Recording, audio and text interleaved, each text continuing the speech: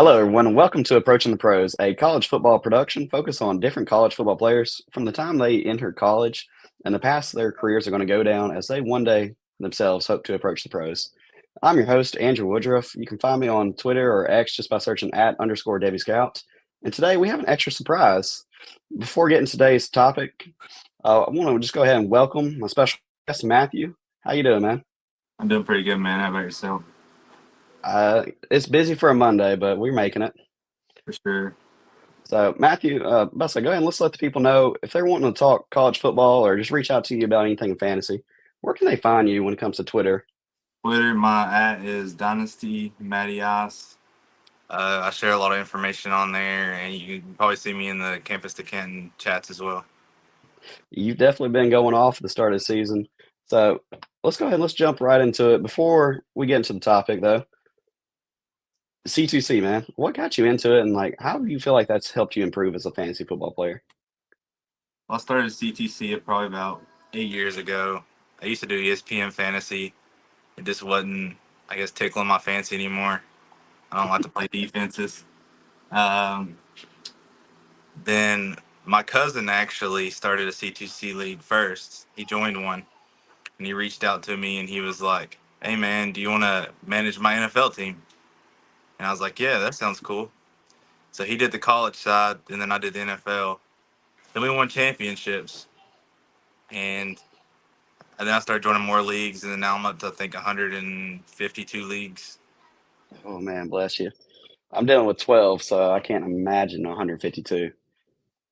Pretty rough. Yeah. It also helps get the expertise and get that diversity, build that portfolio out for sure. Oh yeah, for sure, man. Well, again, I see you sharing all this great information. Wanted to bring you on because I feel like the people needed to hear from another expert. Obviously, again, if you're playing 150 leagues, you've got that wide variety of expertise here.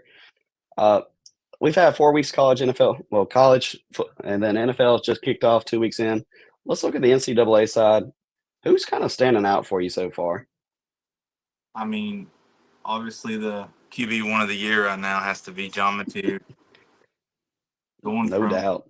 going from getting drafted in late rounds to being QB1. I mean, I see a little bit of Johnny Manziel in him a little bit. I don't want to put that on the stamp or anything, but I kind of see it.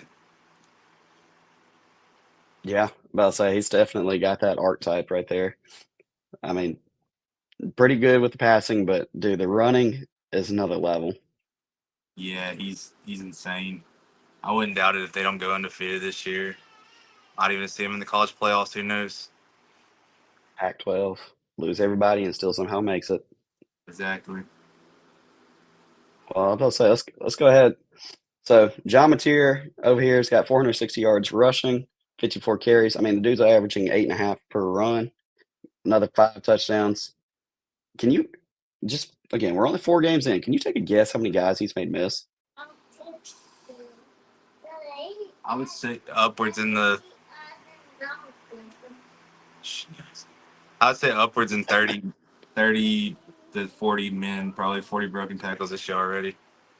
You were pretty close when it came to the 30. He's sitting there right now at 25, which you go back and watch some games, it's kind of hard to believe he's only at 25. But I mean, the dude's broken off multiple big runs, set up the team, doing super well. I mean, heck, if you want to compare that over to just other quarterbacks, Taylor Green and Matthew Sluka, the only other two quarterbacks so far with even 20 plus missed tackles. That's So, insane. You figured Jalen Monroe would be up there, but I doubt he's like probably down at like probably 12 to 13 range. yeah, I mean, he's not even at double digits right now. So, I mean, it's just going to show what this kid's doing right now in the run department. It's just another level. I mean, heck, he is sitting there again leading all quarterbacks so far this year, 460 yards. Taylor Green's the next closest at 393. I mean, he's only one of 9 quarterbacks over here above 300 so far. Plus, again, we've seen this offense when it came to the passing. I mean, the dude's going pretty well. Already over 1,000 yards. I mean, that's one of the better quarterbacks so far in the year. I mean, he's sitting at 15th in the season with another 11 touchdowns. You might be right. We might be looking at quarterback one so far. Yeah, I'm pretty sure he's quarterback one in fantasy. I And think now you're he's going to play Mountain I, West schedule. I think he's sitting at like 132.6 fantasy points on the year so far out of 4 games. I think he's averaging somewhere around 35 to 38 points a game. So I wish I had more shares. That's all I can I'm, say. I'm enjoying having him on my team. Well, we got to give you props. There's a certain running back. I think we need to go ahead and bring him up. You talked about this dude before the season even started. And I was like, I've never even heard of this. Plugged him in. I told you like he didn't look good in the high school model, but I was like, look, like if we bump a few different spots here and let him be used as a junior full time, like people would probably know this kid's name a lot more. So go ahead and share with the people who is the running back that you've been hyping up this year. I've been hopping up way Sean Parker. I put my stamp on him before the year even started. Said this dude's going to be a beast. Um, Came out first game. I didn't even think he's going to play. Came out came out first game, and literally went off. I think he had like 30 some fantasy points first game. He ran for a touchdown. He caught a pass for a touchdown. They were both big touchdowns. I think one was like 58 yards. The other one was like 48-yard rushing touchdown. Um, he's continued it up. Like he had a rough week last week, but I think he had like 11 rushes for like 75 yards. I mean, that ain't no scamper of a for a running back. He just didn't score, which his fantasy points kind of took a dip for that. But Yeah. He didn't get a lot of receiving usage either last week, but I will say, fourth game into the season, we're talking about a true freshman who actually got the start over everybody else when it came to that backfield. I mean, we're talking about a couple seniors and some older dudes in the class, or their classes respectively on Washington State. They got put on the bench. They said we're probably with the freshmen. I'm honestly surprised no one else has picked up on him because when I called him out, the spring game was like a week later, and he went off in the spring game too. Hmm. And I haven't heard anything. And then I think recently another guy jumped onto him, and then now he's kind of like that add-on at all to everybody. Well, I definitely took your advice. I'm sitting over here 100% exposure. I'm with 6 leagues. I'm willing to ride and die with it. Yeah, I think I've got like an 82% exposure right now. I want to be 100, but you took him from me in a couple leagues, and Maybe we'll get that deal done. We're I doubt we're it. promising. Yeah, never know. You've got a guy of mine I like as well, but I was going to add to Parker real quick. Again, the original concern that you brought up after week one, you said, "Hey, let's kind of watch this kid," was you didn't know how that snap share was going to break down, right? Yeah, I didn't know. 'Cause I didn't even expect him to be in the rotation. I figured he'd be like a third down back. Well, congratulations. He's now at 132 snaps played, which is almost 80 more than any of the other running backs on the roster. That's insane. So if we can get Mateer just to not take every single rushing touchdown away, you might have one of the leading running backs as a freshman when it comes to scoring by the end of the season. That's the problem. Mateer takes away a lot of rushing. That's the reason why he only rushed for like 70 yards last game, even though it was like a 55 point game. Yeah, but better days are ahead. I believe in that. But speaking of another running back that we've mentioned before, um, the one dude I think that could possibly outproduce Parker in this first year. What about Fluff Bothwell, man? South Alabama kid came out of nowhere. I know the funny thing about Fluff is me and PJ was actually making fun of him in the chat about his name in week one. We was like, I told him I was just going to add this guy based on his name for team morale, and then so I added him as a joke, and then now all of a sudden it's looking pretty good. He seems like he's taken over the running back one there, even Yeah, with it's not even a doubt. even with Bullock and McReynolds there. I think he's got the highest snap share out of all of them. Yeah, I'm about to say for this last game, up until the garbage time right there at the end. I mean, he was sitting there 14 carries to 7 for Bullock. And I mean, at the end, they're just like, all right, we're just going to pull our starters. And I mean, that's when Bullock got all those carries and made it look close. Kind of like that garbage time points for every college team that doesn't want to get beat out by 40. But Yeah. I mean, it's clear right now to me. Bothwell is definitely the dude. And the only reason he was on my radar, dude is a big dude. I mean, we're talking 200 plus pounds, easy, had the right frame. And I looked it up and I was like, doing the high school model, he is one of the top dudes I've got in this whole model. We're talking like 500, almost 600 players right here. Did you see his high school picture with him flexing? Dude, he looks like Derrick Henry out there posed, dude. I got to go look. It might be the picture I'm actually using on those graphics for the running backs I think so. I think because dude. Like, I just saw it and I was like, yeah, come on, that's going to get people's attention. We're going with this picture. But the yeah, only now what I was going to say when it came to the model, speaking of Derrick Henry is the top running back I've got from high school when it came to fantasy points per game. I mean, based off of the stories we've heard, that's not surprising. Bothwell is sitting there at seventh out of yeah. 600 players. That's the only reason I even paid attention to this kid. I was like, that's really high. We're talking about like 45 points per game in high school fantasy. I was like, oh, okay. I could honestly see him after this year transferring out, going to a bigger school. If I had to take a prediction, I would say he might end up at my Miami Hurricanes. You never know. They do like to recruit, They like recruiting running backs. but about to say, I don't know. I kind of hope they keep Fletcher there. Let's see what he can do. He's already kind of pushing Martinez more than I think some people prefer. Yeah, I don't have any exposure to Martinez right now. I think I've got one, so I'm not hurting too bad. Well, I'm Just gonna open up the floor to you real quick. So Bothwell again, been doing pretty good. Wayshawn Parker, your dude's going off right now. The tier. Who else has stood out to you after 4 weeks, good or bad? Right? We can go either way. we'll go with another good one. Former Washington State quarterback that transferred, Emmett Brown, San Jose. All right. It was a big game for him last week. He only played 4 snaps before this season for Washington State. He moved over to San Jose State. He wasn't even projected to be the starter. There was a transfer, I think, from one of the bigger SEC schools come in. He beat them out, and then now look, I think he's like 3 or 4, QB 3 or 4 on the year fantasy wise. It's definitely one of those up there. I saw your stats. I couldn't remember Yeah, exactly where he was. he's up there. I know because he's he's a fantastic dude. He actually follows me on Twitter. Uh, his mom does too, which is weird, but It's like okay. I called him out like 3 weeks ago for people to add these guys, and I did it for the last 2 weeks, and now I feel like he's finally getting the exposure that he needs. He's on a bye week this week, so if you want to snag him up now, you probably can. No one's going to add him this week, Yeah, he won't have another 4 touchdown game. That's for sure. at least not this week.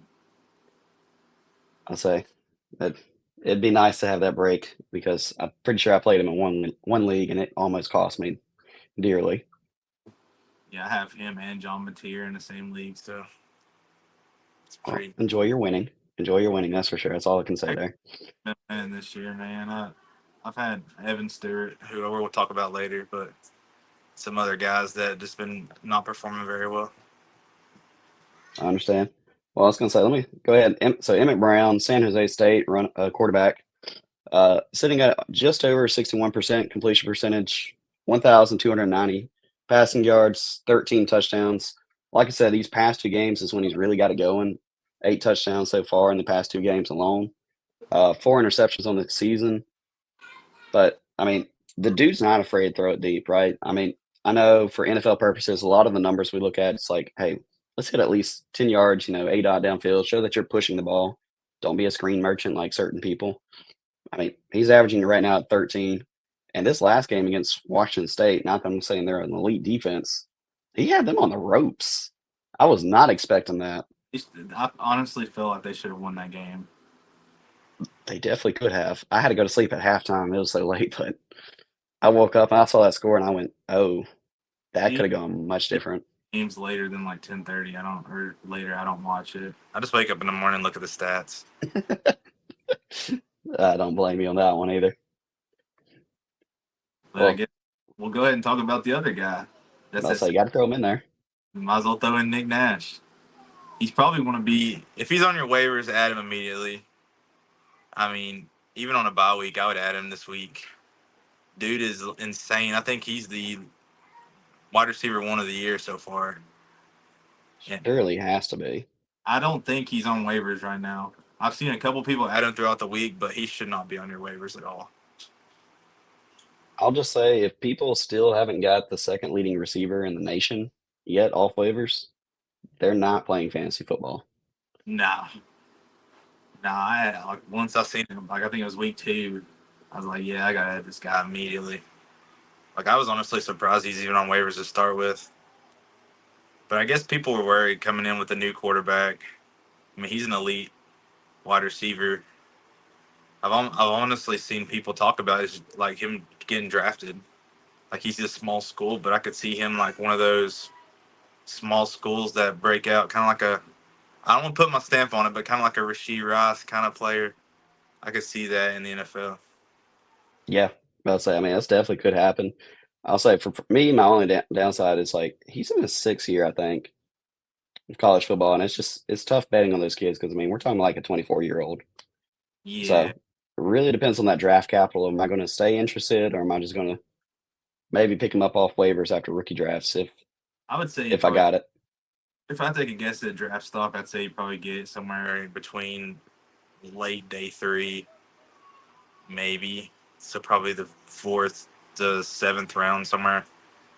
Yeah, so we're talking about like late rookie drafts. But for C2C purposes, we'll take 637 receiving yards 4 games into the Oh, season. I mean, that's great.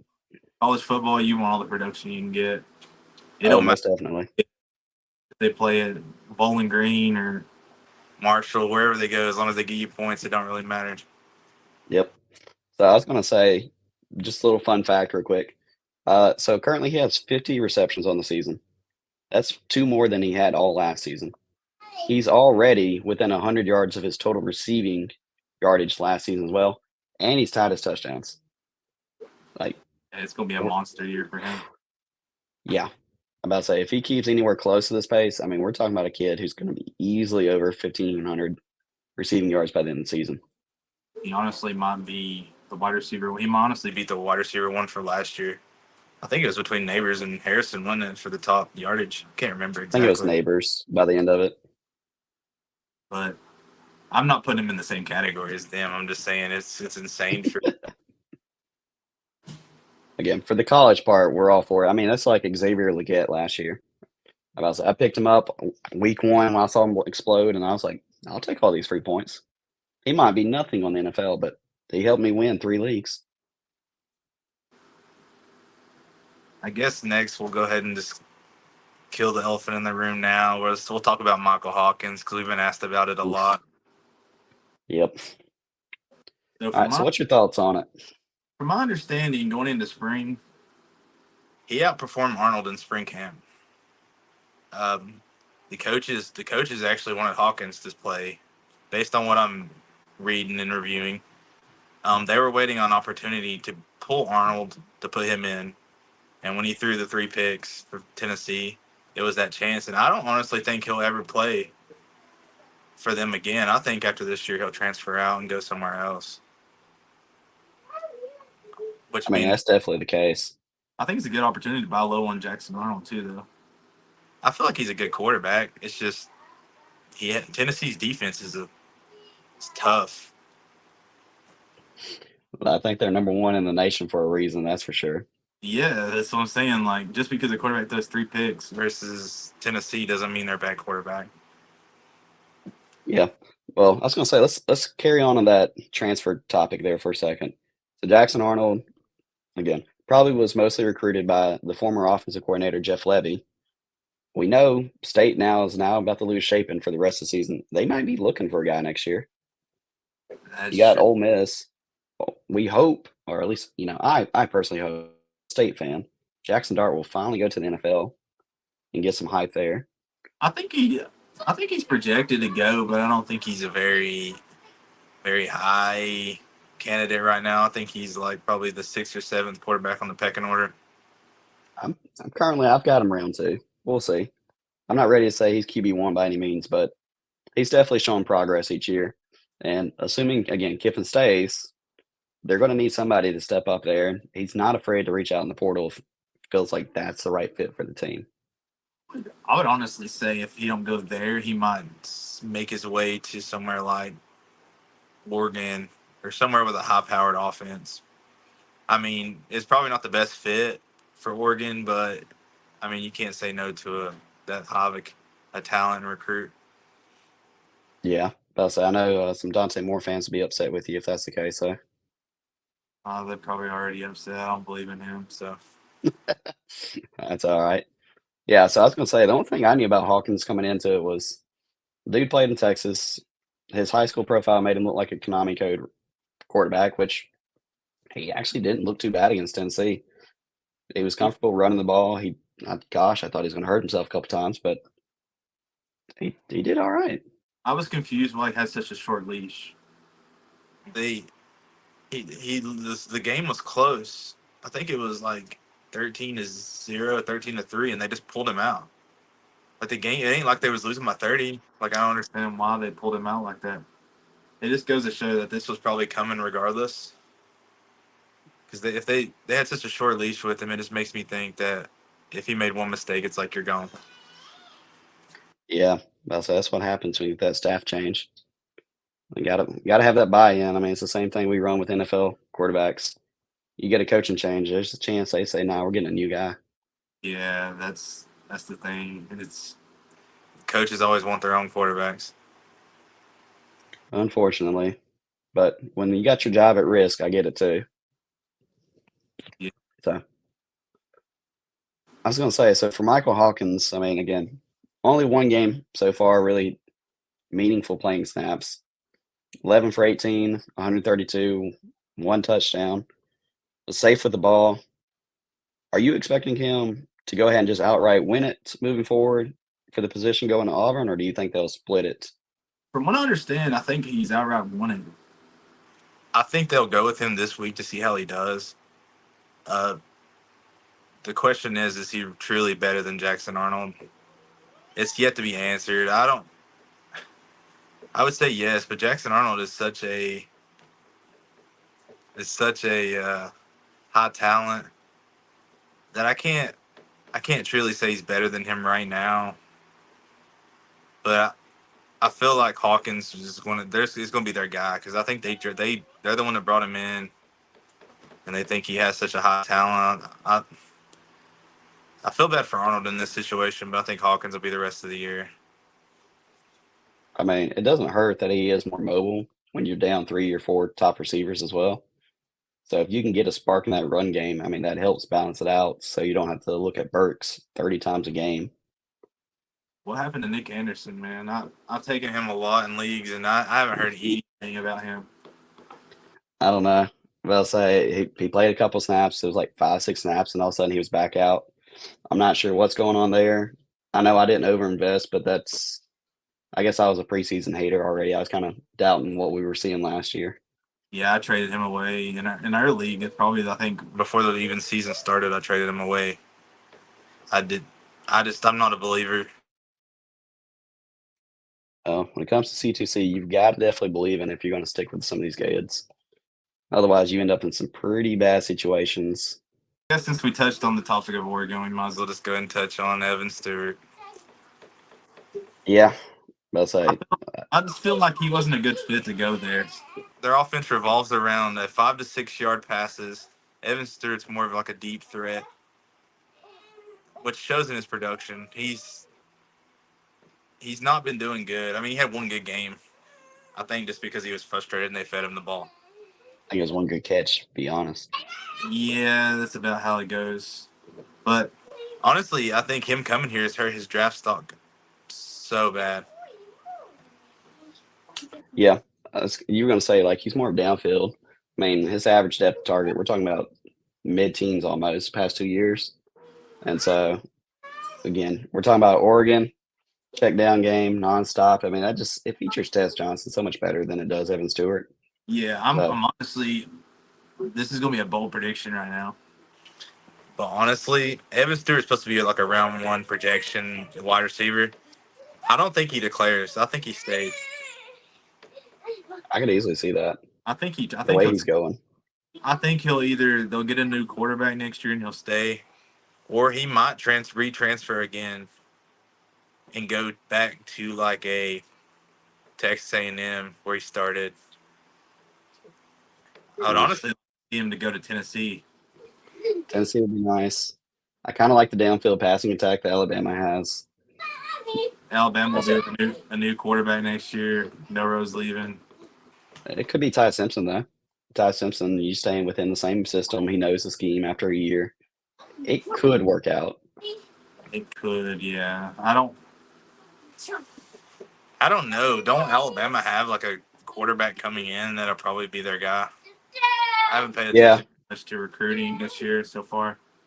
yeah, they've got Keelan Russell, who's been going off pretty well. He's pretty mobile. I would say, more Jalen Milroe than pocket passer type. But again, freshman quarterbacks, we just don't see too many of them start the No. first year. So it wouldn't surprise me if they give Sampson 1 year and they say, look, you've been here, you've been committed. We're going to give you a shot, let you start the year, and we'll see what happens from there. Yeah, that's what I'm thinking. But if not, I mean, Texas is always looking to go get another transfer as well. Well, while we're on the bad train, let's go ahead and let's get the dude who's currently crushed all my spirits so far. Caleb Jackson. I do not know what happened here. I've been so hyped about this kid this year. I think, okay, he went off in the high school model. He's the top dude of the class. He had a decent year 1, right? Everything's lining up for year 2. Dude decides, hey, we're going to gain 20 pounds. And all of a sudden, I mean, it's just, he's a completely different player. I don't know what happened here with Caleb Jackson, but I mean, dude Well, has not had more than 8 attempts so far in any game. And he has not had at least even 30 rushing yards so far. he showed up to camp, I think 25 pounds over. Yeah. So obviously he didn't take his spring very or off season very. I mean, he took it well. He's probably eating all the buffets around, just getting all putting that weight on. But see, that's not that to me. That was never his game, right? It wasn't to continuously be a bowling ball. He Now, actually had some decent speed on him. I honestly think he's been passed up by Cade Durham now. He's I'm really pretty. worried about that. I don't think he's gonna be fantasy relevant anymore. Caleb Jackson. I think if I had him, I'd be disposing of him for what I can get for him at this point. Yeah, somebody sent me an offer for a second to take him off our hands. I said I can't do it to myself anymore. I actually included him in a trade just because I knew the dude was a LSU fan, and he took it. So There you go. But I say at this point, man, I'm hoping we get a Raheem Sanders type change. Let the dude cut some weight, I move don't. places if he needs to. The only way that would ever happen is if he takes his off season. So I don't see him having anything this year. I mean, he's already RB3 at this point. We've got Josh Williams over him. I think you're right. I think Durham's pushing closer to RB1 than he is 3. I Yeah, mean, just Caleb would probably even be behind Emory Jones or Emory Jr. at this point if he was healthy. I would say so. I'd say he's at the bottom of the pecking order. Yeah.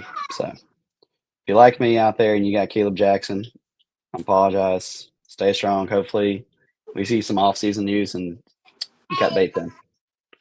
Or find an LSU fan and trade him to him. It's the best I way to do can't find one. Haven't found one yet in my 6 leagues. I guess we could talk about another running back that's disappointed me this year. I was high on this guy too. It's Kanye Roberts, man. I do not know what's going on with the Appalachian State team, but they look horrible.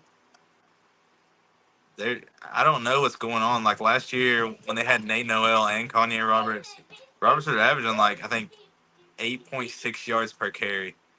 Then Noel transferred out, and I thought that he'd be the guy.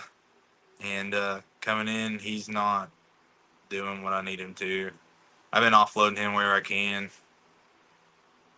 No, so It's I mean, at this point, he's not even hitting 4 yards a carry. Nah, he's. I think that whole team is just bad. Like Aguilar's had a down year, and then you have Robinson, and isn't the big ad last week was Malik Jackson or something from that team, or who was it? It was some Jackson from that team. Uh, I think it I was can't even remember. Miles Jackson or someone like that. And he had a bad week too. Like everybody, the only person on there that's being consistent right now is Caden Robinson. I mean, he gets you 12 to 15 points per week as a wide receiver. Yeah, I'm about to say that's currently the one bright spot. But even then, you got Appalachian, App State struggling to score. He doesn't even have a touchdown on the season. Nah, So I mean that's a big hindrance. But yeah, he's definitely the one dude I see that's going off. And the running game, you've got Castle up there at the top. But again, he's at 4.8 yards per carry, 187 yards so far, one touchdown. I just I don't really see anything special there. I don't know. I haven't looked at the strength of schedule. I'm just hoping they play some weak teams, get in there, and at least score a couple fantasy points here and there to make it worth my while.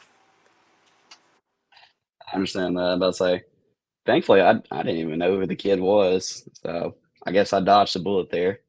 Oh, you dodged it. I thought I was the guy because I found this dude that's going to take over running back one, all this shit. And he's running. I mean, last year he had 8.6 yards per carry. So I figured, hey, maybe a carryover, but it didn't. Well, that does happen. That's how fantasy is, though. Things can change on a spot. It's it's kind of sad. Yeah, unfortunately, that's where we at sometimes.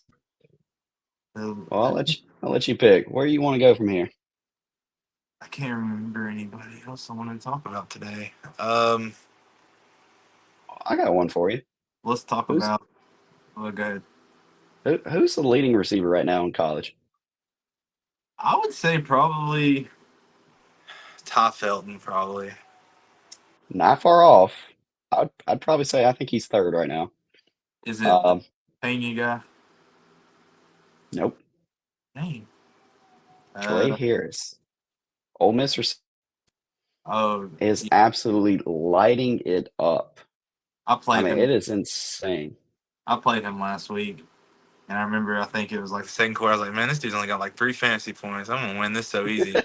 Came back. I think it's like 30 some fantasy points. I'm like, "What Yeah. happened?" So last week against Georgia Southern, which again we do have to put in perspective, Ole Miss has had a pretty nice warm up schedule, but Georgia Southern 11 catches, 225 receiving yards, another two touchdowns. Now he's no Tedero McMillan at Arizona, but the dude has been nonstop. I mean, we're talking about now four straight games, over 100 receiving yards, at least eight catches. I mean, he's already on pace within a couple of weeks now to pass what he did as a senior last year, which was 54 catches, 986 yards, eight touchdowns.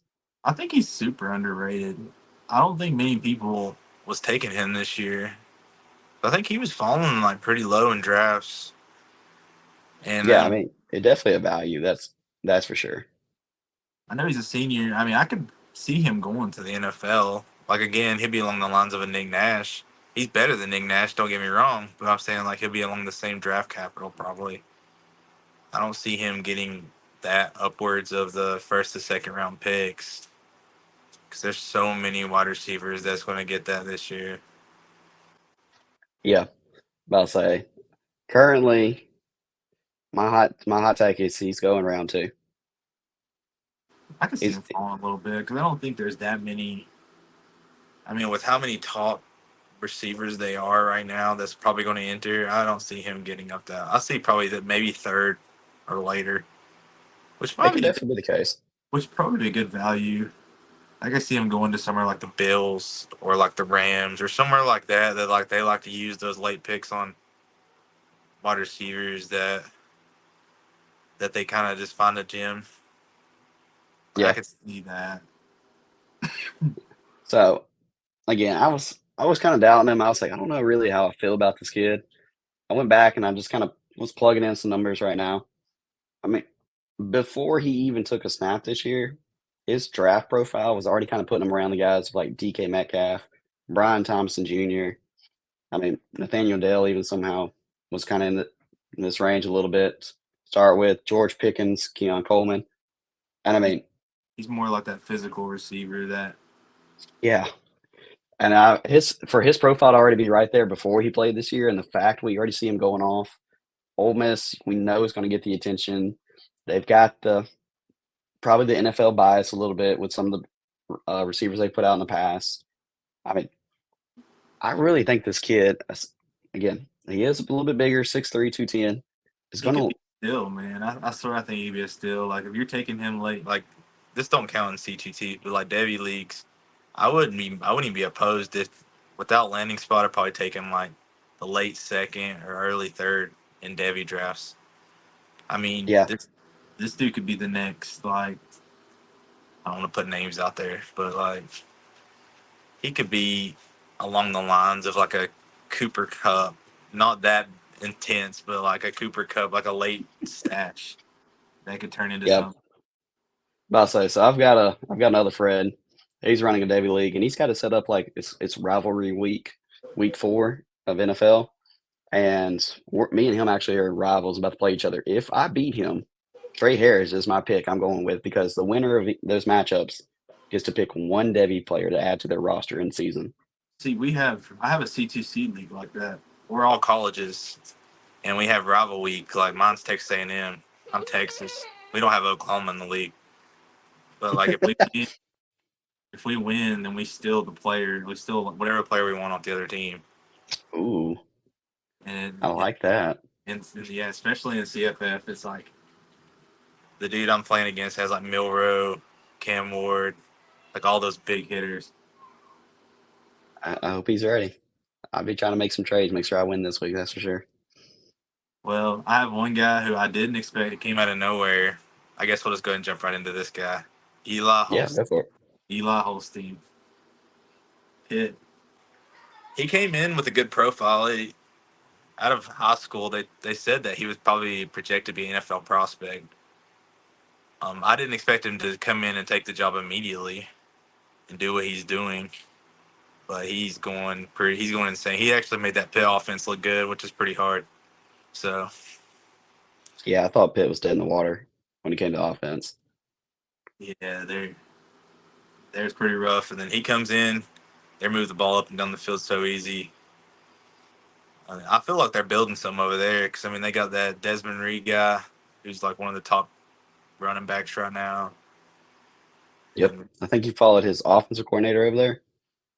And yeah, the random news that the other running back was going to be out right there at the start of the season. Yeah, Reed's taken off. Holstein, I mean, your dude right there has made Kanata Mumpfield kind of look good again. I didn't know if we were ever going to redeem that. nah, he's made everybody like if he's on your waivers, guys. I doubt it, but if he is, add this dude immediately. I don't care. I give up the likes of Chili's for him. I give up some of the well known guys just to get this guy on my roster.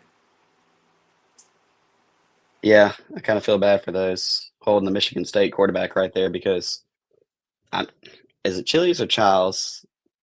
I always thought it was Childs, but he didn't have a great first 4 weeks. And now, if anyone wants to go look at those next 4 weeks, it is about to be brutal. He's playing Iowa, Michigan, and just two other teams. I can't remember who else off the top of my head that was supposed to be pretty tough matchups for him. Well, Iowa automatically, you're gonna get single digits for him. He's already Yeah, had weeks against some easy defenses. The Iowa defense is not none to play with. it's definitely not. But yeah, and the other thing is Holstein. I didn't know that kid could run. Yeah, he's a dual threat. That he's he actually runs a lot compared to what I thought he did when I did my research on it. I'm about to Like say it based on was. based on what I've seen, he's really projected as like a high end draft prospect. And I didn't see that coming out. Now I kind of believe it. Like I feel like he's gonna be one of those guys that pop up. He's gonna be like a Jackson Dart at the end of his college career. He's gonna be that guy that's not the top of the top, but he's gonna be in the conversation. That's a great turnaround for people who invested in him because I'll be honest, I didn't know this kid was going to be any good. I thought Nate Arnell was supposed to be the starter. I didn't like the offense. Like there is no reason. in any of my leagues, I was even convinced to take the shot. Yeah. I think I got him after week one. I wasn't a big fan, and then I seen his week one game. I think I even posted an article about it saying this guy is one to watch and add where you can because he's. I think I knew he had a tough schedule coming up for the next 4 games, but the way he's been producing with tough matchups, I'm like, yeah, this dude's just it. If like if he's producing against like tough defense, imagine what he's gonna do against easy defenses. Yeah, I mean, he's held us on against like Cincinnati, West Virginia, which I don't know if I'd call him tough, but I mean, for a first time starter, he hasn't looked out of place, which is the great thing to see. Yeah, I mean, to be honest, he's kind of looked better than Riola, and Riola's. I mean, I can't say he's had tough matchups either, but he's had pretty decent. And if you're beating probably the number one quarterback recruit in the nation for your first year, you're doing pretty good for yourself. He's definitely making a name for himself. I'll be interested to see where he goes from here. Yeah, I don't think he'll transfer out though. I think he'll stay for at least 3 years and then get out. Yeah, I don't see any reason for him to move right now. He's in a system that's he's actually the dude and he's benefiting. Yeah, for sure. And I think I only Speaking, have two more guys that I want to talk about. I'll touch on them together. yeah, I was gonna say, speaking of guys who moved, you got another quarterback I noticed in your notes. He's moved and he's looked pretty dang good. Yeah, I'll just talk about these two guys together. It's Kyle McCord and Pena. They seem like they have that connection. I didn't know about Pena. I didn't either. He just kind of came out of nowhere and he's just going off. I don't know how to explain it any other way. Like he seems like he's Kyle McCord's go-to guy. Um, Honestly, I thought Kyle McCord was going to be dead this year, like fantasy wise. He left Ohio State with loaded weapons. Like you can't. They're Can't get much better. they're stacked. He came here and they got Will Howard to replace him. It's sad to think that they think Will Howard's better than Kyle McCord, but that's a whole different conversation. But so he comes here and then Yeah, he kind of has this chip on his shoulder, and he is going off. He's playing fantastic. He's kind of put Syracuse back on the map. I could honestly see them winning probably 7 to 8 games this year, make a bowl. I Um, think the prediction's higher at this point. is it? Oh yeah, I haven't looked at their schedule. I was just going based on my knowledge right now because I'm not let's looking see. at anything, so I'm just going off the head. All right, so moving forward, they've got Holy Cross this week, so That, that's a win. UNLV next week, the week that's, a, after. that's probably another win. It'll be a tough one. NC NC State doesn't look like it's going to be very competitive. Nah, they look horrible too. You They, got Pittsburgh, yeah, oh, that's the game that's going to be a toss up. so I could that's late October. I could see them winning that. I say it'll be close, but I think I need a couple more weeks before I know who's who. But yeah, that one looks like the best one so far. Right after that, you've got Virginia Tech. they haven't looked that good. I mean, I would probably say Virginia Tech still wins, but they haven't looked that good either. Then you've got Boston College the week after that. It's another one of those mid teams that's like, is everybody on their schedule just like a middle of the pack team? Do they not have Yeah, any I'll like go ahead. big up? California, they've got UConn, and then Miami. Miami's like the one tough schedule. As a Miami fan, I do not want to play them just because I'm scared. If we lose one game this year, I don't think we make it in the college playoffs, and Ooh, that's the one I've circled right now is Syracuse because after what UNC did last week, I'm not worried about them no more. Um, yeah. the only other one is the concern is Clemson. Man, Clemson's look amazing. I could easily see Clemson, Miami being the two teams at the top of the ACC by the end of the season. I would say I know we just got off topic, but We Klubnik, did. Klub, Klubnik is an ad. If you can buy him low, buy him low. He had that horrible game first week.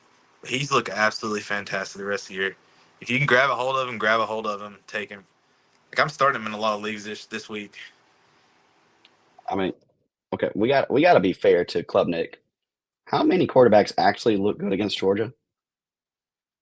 It, No, that's probably about it. well, I was like, I can't even count five right now off the top of my head that look good against Georgia. So I mean, Someone I've ever watched would probably be Melrose, but that was I can last year. I I didn't can have. say okay, Milrow and probably the Ohio State playoff game. That's like the two I can think of. That's it. Like you can't find anybody else this season. I mean, they Georgia don't even look good this year so far. I don't know. Not offensively. They play Bama this week too, which is So yeah, yeah, I was gonna say Klubnik. I like that call out again. App State. We already said maybe not the best opponent. NC State. I mean, he didn't slack off there either. But yeah, I was gonna say so for Syracuse. I mean, again, I think they're a top four team right now in the ACC. The schedule is kind of lining up where they could still stay a top four team by the end of it, and it's kind of those few matchups. We'll have to see what happens late October, early November. yeah. That's I think McCord's going to end up finishing in the top 10 quarterback wise this year. It's a very bold prediction, but it's he's around that. He's like a 10 to 12 range for me in all of college football. Well, I know some people at the C2C crew that would be very excited if that's the case. Yeah, I do too. About to say, but yeah. So Penna or Trevor, however we say his last name. Yeah, I agree with you. I didn't see this dude coming out at all. I thought it was going to be Justice Ross Simmons. I grabbed a lot of Simmons. Simmons has yet to even play a game, which is really annoying. But I mean, I props to don't Trevor right here. even when he comes back, I just don't see they built such a rapport with each other. I think that it's going to be a Pena show the rest of the year. I mean, it definitely could be. Now, again, we do have to give props. Aranda Gadsden, second, still there, playing receiver, tight end, whatever you want to really call him. But we know he's really a receiver mostly. Yeah, I So think the I think the tight end to own right now, even though these other guys like Fannin and all those, but I think Gadsden's the one. I think actually ranked number one right now, C2C overall. Not this year, but like overall to have. I could see that. That's still personally, I know I'm team Fannin all the way. But Gadsden, yeah, definitely when it comes to the Power Five, looks like one of the better tight ends options out there Yeah, right now. tight end's rough this year, so take what you can get. Yeah. Well, I'll say I don't really have a lot to add to him. I've got to kind of watch him a little bit more. He hasn't really shown a whole lot in the past. So I mean that's why again he wasn't ever on my radar. We're talking about a fifth year dude. Honestly, kind of thinking about it now, it makes me think of Xavier Leggett from last year. He kind of is. He kind of just come out of nowhere. He'll probably get that. I wouldn't say he gets the same draft stock as Xavier, No, he definitely won't. but he definitely be a guy to watch the rest of the year. Yeah, I mean, solid frame, 6 foot, 190. But yeah, before the season, I mean, we're talking about the dude had 299 receiving yards across 4 seasons. Now Yeah, he's already sitting at 259 through 3 games. Yeah. So I was yeah, gonna say, so you brought up Felton. I think he's a good one. Let's go ahead and let's wrap it up with him. So I believe it's Ty Felton for Maryland. yeah. I think he's attached to. I always attach receivers to quarterbacks because I like to know. I think he's attached to Billy Edwards. I think it's who's there now. Yep. But say I've seen the jokes too much. Nobody really thought Billy Edwards was going to get it, but he beat out MJ Morris, and he's been going so far. I had a lot of MJ Morris. I was kind of upset about that, Personally invested. I understand. but yeah, I don't. I honestly don't know too much about the guy. I just see him pop up every week and have like 20 plus fantasy points. And I've seen a lot of people saying add him, but I like to be different. I don't like to add people that a lot of people are adding in leagues. So I don't. Well, I don't know too much about him. I say I don't know a ton about him. He didn't again, even as a fourth year dude right now, he's not really popping in the model right now that I have that tracks their whole college careers, kind of like Trey Harris did. But again, very similar to Trey Harris. I mean, he's almost surpassed his whole season production from last year. And a lot of people I heard mention Prather might be the guy for Maryland. But That's what yeah, I thought. no, I thought Prather was going to be the guy. I was adding him all summer, and then it turns out that he's not that. Didn't he have a decent week last week though? Like there might be a he, little bit of hope. he did. Yeah, he kind of finally popped just a little bit, right? We're talking 6 catches, 57 yards, and a touchdown. The week before, 4 catches, 48 yards, and touchdown. Kind of slowly getting rolling, but nowhere near what Felton's getting. I mean, Felton again, 178 yards receiving, 147 yards receiving, 117 yards receiving, 158 yards receiving. Dude has 41 catches through 4 games, so we're averaging 10 catches a game. Yeah, it's pretty insane. I mean, I go based on targets because I know a lot of players, maybe their fantasy's not doing very good, but they're getting the targets. I'll have to target guys that get a high target share. So eventually they'll start catching them passes, and then at least just some fantasy points. Yeah, I mean, that's never a bad idea going with because if you're getting a high target share, they typically keep going to the guys they trust, and so eventually it's going to work itself out. Yeah, I think that's how it goes. But Well, I'll finish off with this guy. I have to give him a shout out just because he's the homie. Xavier Restrepo is going off this year. Um, I personally know him, so I got to root. personally, no. Yeah, Heck yeah, that's what I'm talking about. I was a Miami graduate, and I went down there to a game and personally met him, and like we kind of hit it off. And I have his personal cell phone number and everything, so That's awesome. I always have to give him a shout out when Mine's a Miami fan. Nothing wrong with that. Yeah, 20 catches, 361 yards, 5 touchdowns. The touchdown part is what really kind of catches my eye because he had 6 all last year. QB change has definitely done a good thing for Restrepo. Still working out of the slot, but again, fantasy purposes when it comes to the college side, I got no complaints. Yeah, he's my wide receiver one on most of my teams. But it's biased though. I mean, I could have other guys. But it's fine. Yeah, I understand that. I think that's all I Well, got. That's all I got, man. I was gonna say, is there anything else you want to plug or anything you've got working on weekly that you can expect people to kind of be watching out for? Anything? I do weekly rankings based on matchups.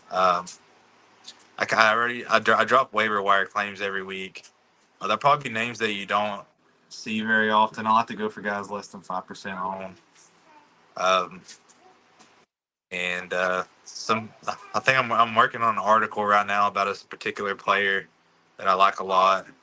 So just be on the lookout for stuff like that at my All Twitter. right. Well, again, tell the people one more time. Where can they find you on Twitter if they're listening to this, not watching? You go to Twitter, type in at Dynasty Matty Ice. You'll see me on there. I'm wearing a Redskins jersey. It says "Sell the team." Yeah, that's a good callback. Oof. Well, Matt, I appreciate you jumping on, man, sharing the knowledge, kind of how the early season's going. We'll definitely have to get you back on. We'll have to talk this out, kind of see again where things are looking as the season keeps going out for us. But until then, I appreciate everybody who's been listening in, watching, kind of getting some guys have caught our attention so far this season. Until next time, again, keep checking the stats, watch the film. Let's go find these dynasty studs, NFL studs down the road. See y'all. See you guys.